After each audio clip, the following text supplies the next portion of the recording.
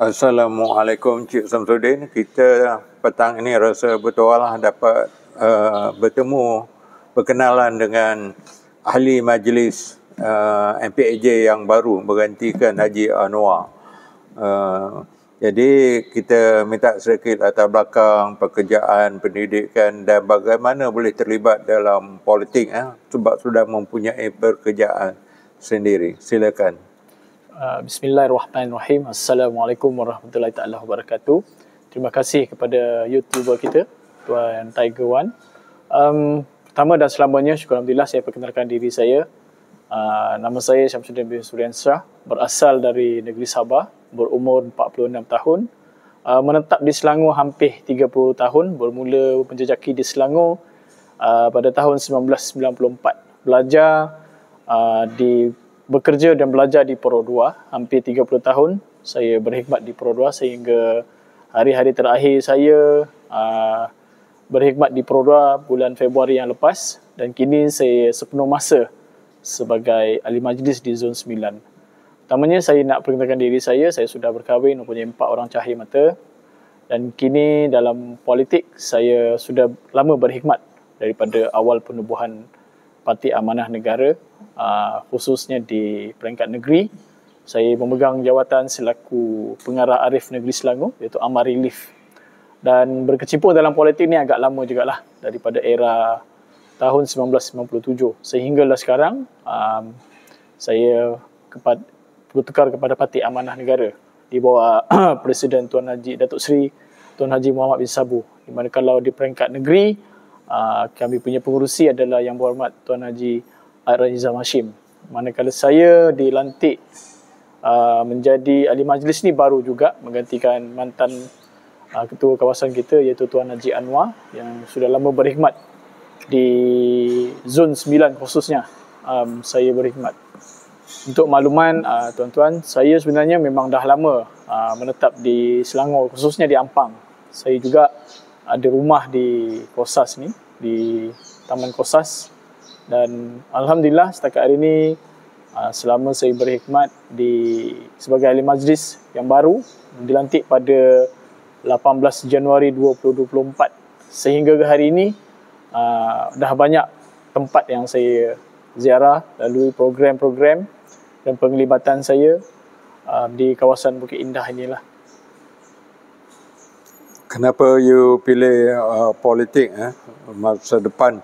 Sebab amanah tu bagi pakcik macam parti kecil lah kan? Ya, betul. Jadi peluang tu mungkin limited lah. Kemudian cabaran ahli politik sekarang ni terlampau banyak tu. Banyak parti, banyak orang dan banyak orang tua-tua lah. Jadi nak mendapat tempat tu bukan mudah. Apa komen Cik Samsudin? Pertamanya, penglibatan saya dalam politik seperti saya kata, di awal usia saya semasa 18 tahun, 16 tahun saya dah terlibat dengan parti politik. Dah mula terlibat. Memang minat saya kepada parti politik. Mana kalau kita tengok, politik ni adalah satu untuk kita di medan, untuk kita bersama-sama, untuk kita berjuang mengikut pada pilihan parti masing-masing. Okey, mengenai Parti Amanah ni, saya akui parti yang baru ditubuh pada bulan September 2016, baru 8 tahun. Alhamdulillah, pada saya Parti Amanah ini adalah satu parti yang walaupun dia muda dan baru, tapi dia lebih kepada membawa satu keharmonian dalam parti lah. Soal saya dalam tugasan parti ni, pada saya nombor satu saya letak ialah perjuangan dasar parti lah. Sebab untuk menjadi satu perlawanan di antara pimpinan masih jauh lagi, dan saya mengakui saya masih muda. Banyak lagi liku-liku yang perlu saya pelajari daripada guru-guru saya dalam parti saya, untuk saya lebih ke depan, untuk belajar sesuatu benda, macam mana kita berhadapan dengan masyarakat khususnya. Untuk menjadi calon ni bukan mudah. Banyak benda yang perlu kita pelajari lah. Sebagai tokoh politik, tokoh pemimpin, bukanlah luar biasa kena attack, kena serang, terutama daripada cyber trooper ataupun kawan-kawan. Biasa yang lumrah orang gunakan fitnah bagaimana Cik Samsudin berdepan dengan suasana dan keadaan itu? Mengenai tomahan-tomahan dalam politik ni biasa. Dan dari segi kritik-kritik ni, sebagai seorang ahli politik yang berpengalaman luas dan berfikiran matang, itu perkara asas yang perlu kita fahami dan kita pelajari.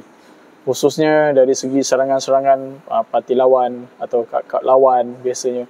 Itu kita kena hadapi dari segi fizikal dan mental. Sebelum saya memasuki medan politik, pertamanya saya kena siapkan diri saya, minda saya dan juga dari segi fizikal saya. Khususnya minda saya lah, saya lebih kepada keterbukaan.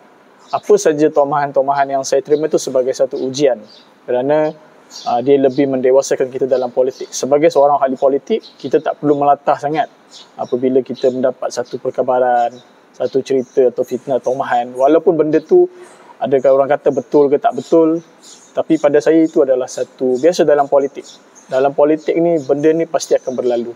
Saya insya-Allah dah bersedia untuk menghadapi apa saja jenis-jenis tomahan fitnah, apa saja cemuhan daripada rakan-rakan Parti Seperjuangan dulu. Itu memang pada asas basicnya sebagai seorang ahli politik. Kena berfikiran matang dan sentiasa secara berfikiran terbuka.